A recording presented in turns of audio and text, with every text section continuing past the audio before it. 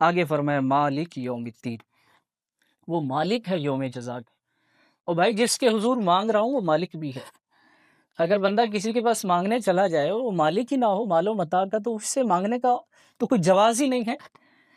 اللہ نے بتایا اے میرے بندے تو مجھ سے اس طرح مانگ اور کہ مالک یوم الدین، کہ تو جس کی بارگاہ میں آیا وہ مالک بھی ہے، وہ کنگال نہیں ہے۔ مالک یوم الدین کس کا مالک ہے بھائی؟ شیخ عبد القادر جیلانی۔ آج ہم 11ویں تو مناتے ہیں لیکن 11ویں والے کی نہیں مانتے، پیر کو مانا پیر کی نہیں مانی۔ آپ یقین کیجئے بر صغیر پاک و ہند کا خطہ جو ادب اس خطے میں ہے شاید کسی خطے میں نہیں ہے، لیکن بزرگوں کی تعلیمات سے ہم آشنا نہیں ہیں۔ عبد القادر جیلانی وصال سے پہلے اپنے بیٹے کو بلایا، عبد الرزاق نام ہے، کہا ہے میرے بیٹے کیا وصیت کی ہے؟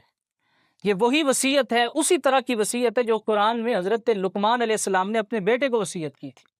اور میرا وجدان کہتا ہے اگر قرآن عبد القادر جیلانی رحمت اللہ تعالی علیہ کے بعد نازل ہوتا تو جس پائے کی ہستی تھی اللہ ان کے اس فرمان کو، اس نصیحت کو قرآن کا حصہ بنا دیتا۔ کتنی پاورفل نصیحت ہے۔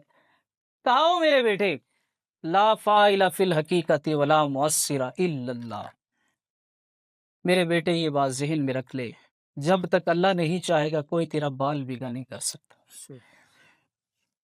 یہ جو رات نیند نہیں آ رہی، یہ جو شاپ پہ بیٹھے بیٹھے گاہک نہیں آ رہے، ڈپریشن میں مبتلا ہے کہ یار فلاں نے تعویذ کر دیا، فلاں نے میرا کاروبار بند کر دیا، یہ کیا ہے؟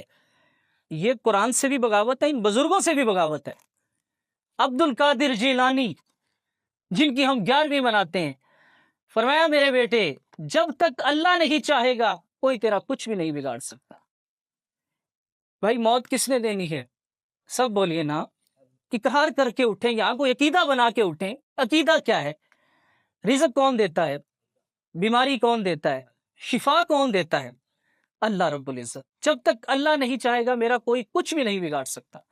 اور یہ قرآن مجید کی آیات بھی ہیں۔ فرمایا وَإِن يَمْسَسْكَ اللَّهُ بِضُرٍّ فَلَا كَاشِفَ لَهُ إِلَّا هُوَ، فرمایا اگر ساری دنیا مل کر تجھ سے نقصان ہٹانا چاہے کہ یار بس یہ بندہ سیف رہے، اللہ فرماتا ہے اگر میں نے تجھے نقصان دینے کا ارادہ کر لیا پھر کوئی تجھے بچا نہیں سکے گا، کوئی تیرا جو احسان مند ہے وہ بھی تجھے نہیں بچا سکتا۔ وَإِن يُرِدْكَ بِخَيْرٍ فَلَا رَادَّ لِفَضْلِهِ، اللہ فرماتا ہے اگر میں نے تیرے ساتھ بھلائی کا ارادہ کر لیا، ساری فیملی خلاف ہوگی، سارا کنبہ خلاف ہو گیا، سارا محلہ تیرے خلاف ہو گیا، رب فرماتا ہے جب تک میں نہیں چاہوں گا کوئی تیرا بال بیگا نہیں کر سکے گا، کوئی تجھے شر نہیں پہنچا سکتا۔